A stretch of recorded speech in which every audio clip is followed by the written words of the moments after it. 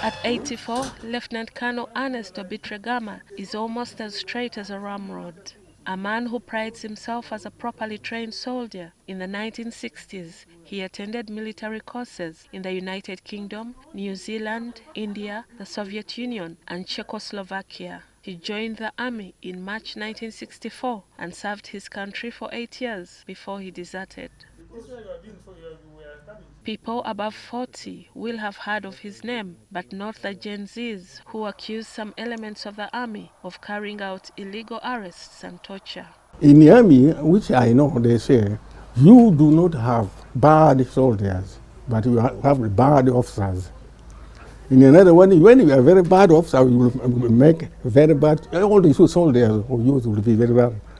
He advises young people to be focused in their political thinking and fight for their rights in the proper way. On whether the young people's dream of a peaceful change of power is feasible, Obitre-Gama has this response. Yes, that's the dream, dream. Broad day dream, what they are thinking about. But if there is a change of government, violent one, you will see more deaths, more serious things will happen.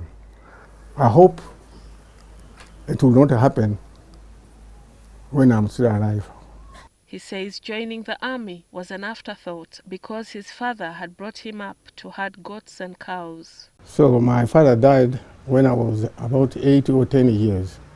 If my father did not die, I would not have gone to school. It's after my father left, then I just ran to school when I was over 10 years. On January 25, 1971, when Colonel Idi Amin wrested power from President Apollo Milton Obote, Obitre-Gama was in Port-au-Spain, in Trinidad and Tobago, in the West Indies, where, with other Commonwealth military officers, he was part of a court-martial set up to try a renegade battalion that had mutinied against the government. For us, it would say that it will blow out at any time. Yes. You knew? I knew about it. Yes. I felt at that time that I would be involved. Immediately after the coup, he was named Minister of Internal Affairs, a position he says he did not want. I didn't want to be a minister. I said I didn't know. I was not a politician. It was the soldiers who said they made me. I was their representative. I should accept. He was accused of interfering when the army was detaining soldiers from northern Uganda, when, as minister, he ordered a number of people to be released from the military police barracks in Machindye. So many police, prison, immigration officers were being locked there. I felt these guys were under me. One should have them arrested without informing me. I just decided to release all of them. There and then they went. Some of them went to Tanzania, and so when they came, they were looking for Obitre-Gama. They said, oh, he was saved by Obitre-Gama, he was saved by Obitre-Gama. So that's only what I did. He was immediately transferred to the Ministry of Works, Transport and Communications docket, where he got embroiled in another altercation with soldiers who were trying to fleece an accountant who had been left in charge of Silver Springs Hotel when the Asian owner was expelled in 1972. Shortly after, President Idi Amin fired him over Radio Uganda in public interest. When they say I was dismissed, I didn't waste time at all. I came on my own. I drove myself. The way I came to Arua, I don't need to tell you about. From down there, all the soldiers who were here, they came, they gathered. They say if they want to Obitre-Gama, we'll fight.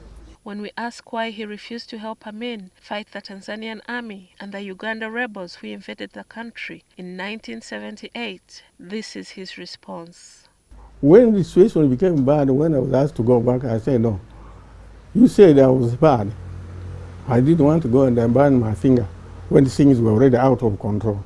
From 1979 until 1986, Obitre-Gama ran his private businesses. He was also the chairperson of the West Nile Consultative Committee. In 1986, he was appointed Uganda's ambassador to Japan. I was appointed by Museveni as ambassador without consulting me without asking me. I even rejected it, but my people told me, say, Obitre-Gama, you have been rejected this, so please accept. He retired in 1995 and in 2000 was appointed to the Amnesty Commission. Retirement is fine, but the problem is you have on and off sicknesses. You may be well in the morning, in the afternoon, or thereafter you are not well, and so on and so forth. Born on January 1st, 1940 in Olevo village, Arua District, he is married to Zilpa Enaro and they have 6 children. One of his children, Idi Obitre-Gama, is an environmental lawyer and a former executive director of the National Identification and Registration Authority, NIRA. GILLIAN NANTUME, NTV, Weekend Edition.